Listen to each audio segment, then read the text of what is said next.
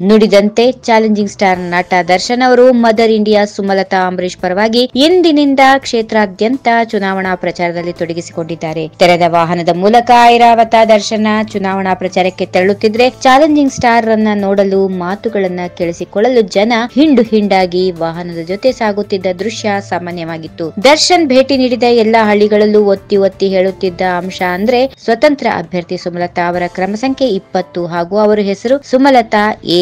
ಕಾರಣವಿಷ್ಟೇ, ಈಗಾಗಲೇ ಸುಮಲತಾ ಹೆಸರಿನ 4 ನಾಮಪತ್ರ ಸಲ್ಲಿಸಿರುವುದು ಗೊಂದಲಕ್ಕೆ ಎಡೆ ಮಾಡಿದೆ. ಈ 4 ಪೈಕಿ ಸ್ವತಂತ್ರ ಅಭ್ಯರ್ಥಿ ಅಂಬರೀಶ್ ಮಡದಿ ಸುಮಲತಾ ಯಾರು ಎಂಬ ಅನುಮಾನ ಮೂಡುವುದು ಸಹಜ.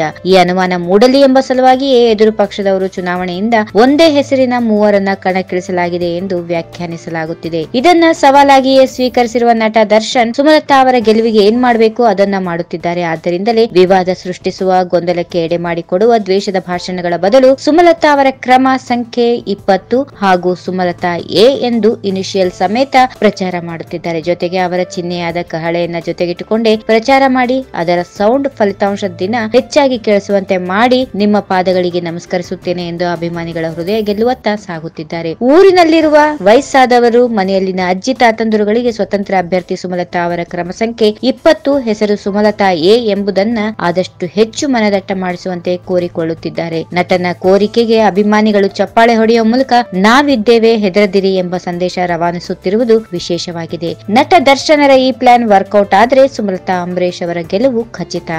ಈ ವಿಡಿಯೋ ನಿಮಗೆ ಇಷ್ಟವಾದಲ್ಲಿ ಲೈಕ್ ಮಾಡಿ, ಶೇರ್ ಮಾಡಿ, ಸಬ್ಸ್ಕ್ರೈಬ್ ಮಾಡಿ.